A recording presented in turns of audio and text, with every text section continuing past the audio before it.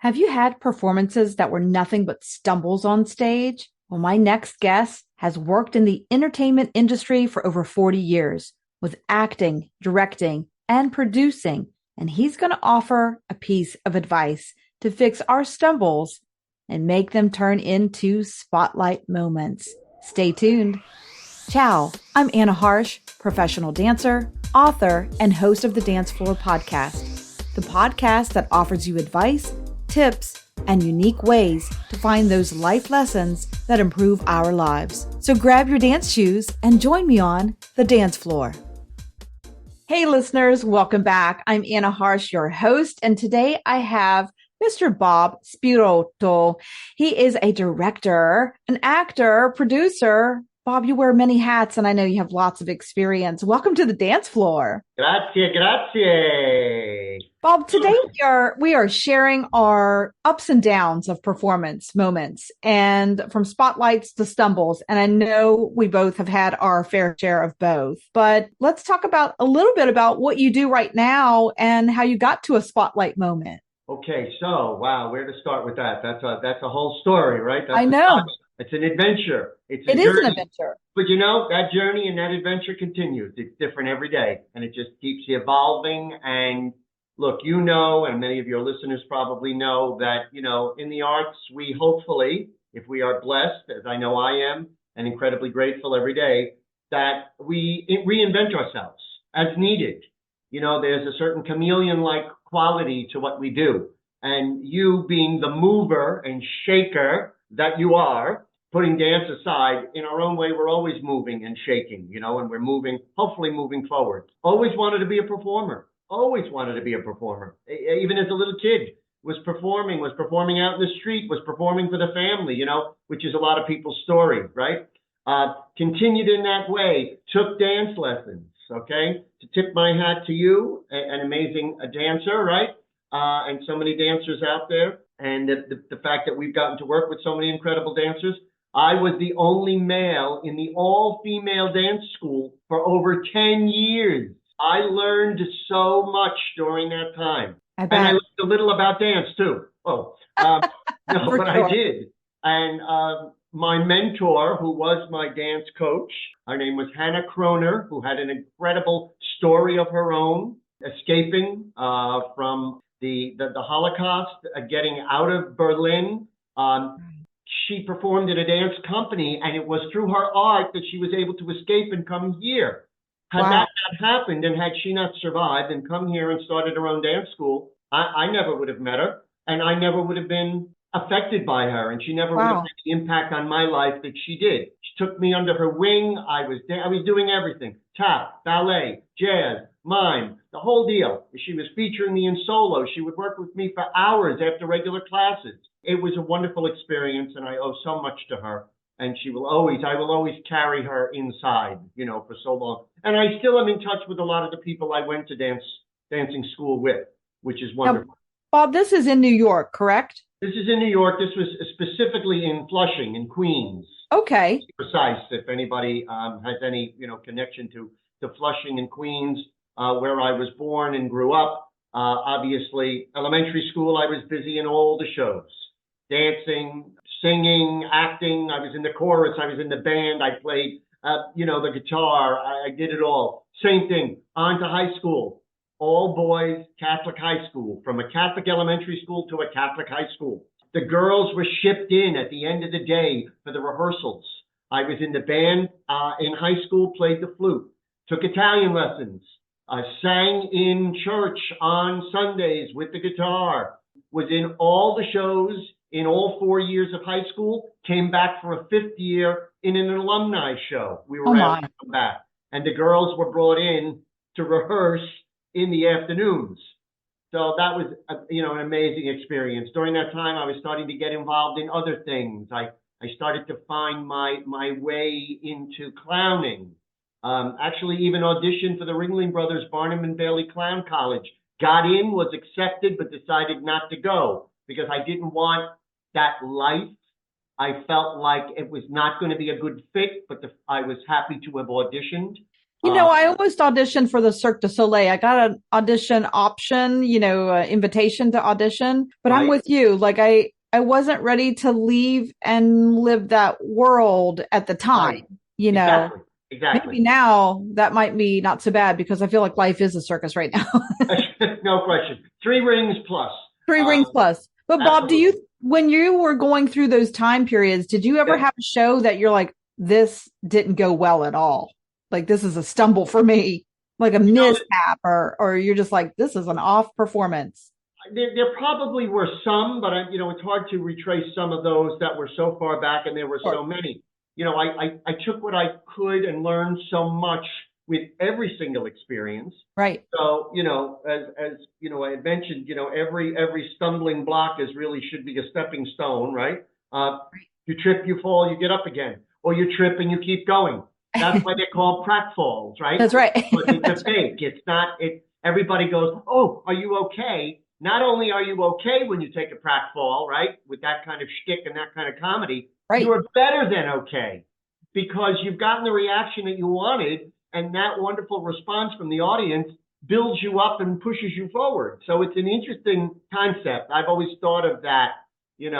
Every knock is a boost, That's so they right. say, right? I Uh, did a performance at an outdoor festival with these fans. Have you ever seen those fans with long pieces of material attached to them? oh yes, They're like yes, 6 feet long. right. Well, I decided to do it.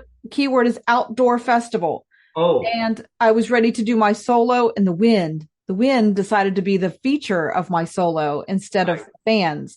And Yeah, so the whole choreography changed because how I had to hold them because the wind was getting stronger throughout my solo. I had to hold sure. them differently so that the fans just Yep, blew in a different way. So I tried to turn that stumble into a spotlight literally. moment because I just went with the wind rather Yes, than, go with the flow literally at that point, rather than, sure. relying on my choreography that I had planned. So Right. sometimes life is like that, isn't it? Yes. We all believe, and and I'm sure you've used this expression before and you've lived this mantra, the show must go on, and the show does. Yeah. Look, I've been involved like you in directing and producing and choreographing as well. And, there are always issues. I mean, Yeah. lights going out on stage, losing power in the theater, having someone, unfortunately, suffer a massive stroke and just passing away during a performance in the Wow. audience, in the audience. Yeah, yeah. Having to have to stop a show because, something's happened in the theater and all the power has gone out. I mean, if we rely on power, I don't care if it's an afternoon or an evening performance. That's right. I remember having directed a very large production of The Sound of Music and, sitting up in the balcony and taking my notes as I did with every performance and watching this huge pipe across the upstage area, this incredibly large, heavy batten with a drop, literally start to just fall down and watch that backdrop just slip off. It was very lyrical, actually, but it was peaceful. The actors had no idea what was going on in front, and here was this piece, and you heard this gasp from the audience. Oh my gosh. And, again, just went on with the show. Right. Here's another stumble that was a kind of more of I don't know how I should refer to this one as much as it was perhaps an error in judgment. But when I was in college and I went to Hofstra University, which is located in Hempstead on Long Island, and I was very, very like super active, like radioactive in my, involvement in the university, not just theater and but all areas. But when I was a student in our senior year, we did a production of Stephen Sondheim's Merrily We Roll Along, which just, of course, enjoyed an incredible revival, which unfortunately Mr. Sondheim never got to see. It was All always one of right. those pieces that he was always struggling with. I always loved the original production, loved the music from it, loved that cast. Well, the theater professor at the time decided that she knew what was wrong with that piece because, the story is basically told in reverse. Mm-hmm. Familiar Yeah. with it. And she decided that she was going to fix Stephen Sondheim, that she would rewrite it and we would do the show in the correct order chronologically. Oh no. Oh, yes. So, as students, we necessarily, obviously we went along with it. We didn't Right. necessarily think it was the best decision. It probably wasn't legal to do and Right. I was just was thinking very that. problematic. Mr. Sondheim was alive. Add that into the mix. Well, I still believe that it was one of our cast members who was very frustrated because we had crazy rehearsals and we were rehearsing nights sometimes until midnight, 1 a.m. I mean, it was insane. And she was really a visionary director, but I think she had double vision with this decision. Somebody turned us in, and the university received, the drama department received a letter from Music Theater International, who held the rights at the time. They may still, and it was a cease and desist. They were very clear. We understand that you have manipulated the script. We will pull the rights. You cannot perform the piece other than the way it is presented and the way you have licensed it. We had to go back, re-rehearse it. We had 3 days, and we Oh, did it the wow. right way. So it's, again, one of those stories that I Yeah, always, like to tell in a way, because it's like, but we did it. We did it. you did it. Well, Bob, what is your advice for the next generation when we do have those moments when, you've fallen on stage, costumes have been a mishap, or maybe somebody forgets their line? We've seen that 1,000 times on stage. Oh, please, You absolutely. I know, mean, I've worked with actors who have written lines on their palms, up their sleeve. They've yeah, had scripts, placed placed somewhere inside of around the props. set. Yeah, always that, because they can't Yeah, remember. You work with script, you work with actors and some professionals who actually want an earpiece or a prompter so the lines can be fed to them because they don't want to memorize. wow, Look, these are all the challenges that theatrically, you face with right. levels of professionalism.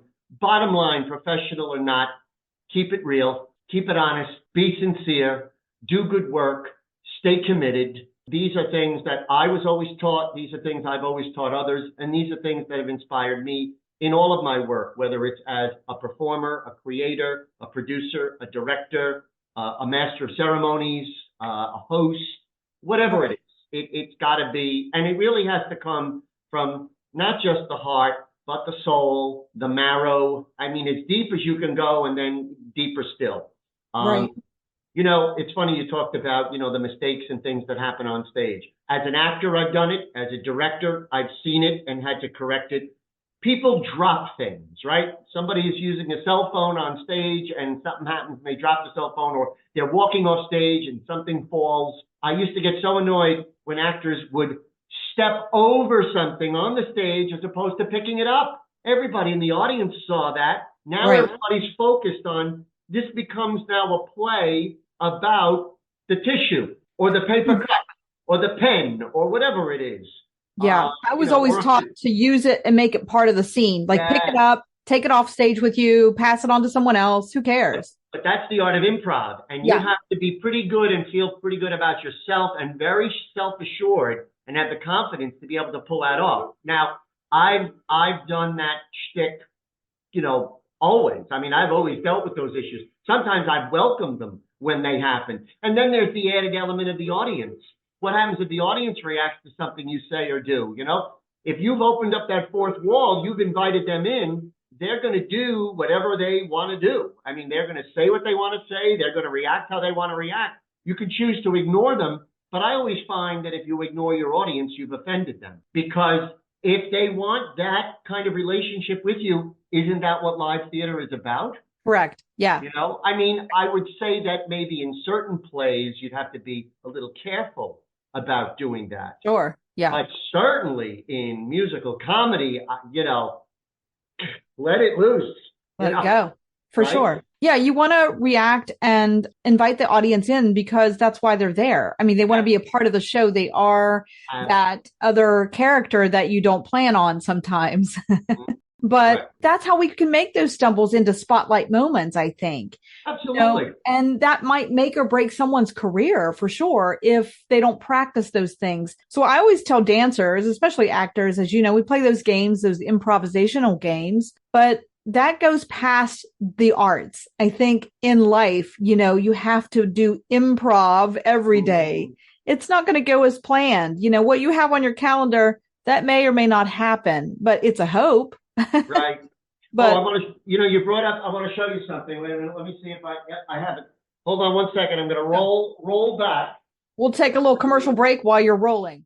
One passion, one mission: to preserve authentic Italian dance before it disappears. Dancer and author Anna Harsh brings you her 2 memoirs, La Danza and The Italian Dance Quest. Learn traditional dances from various regions of Italy. Read heartwarming stories of family traditions. These books will inspire you to preserve your traditions. Unlock the beauty of Italian dances and pick up your copies today. Visit annaharsh.com for more information. So I've always had this little box that I keep, and I'm sure you can see what it says. Yeah, improvise. Right?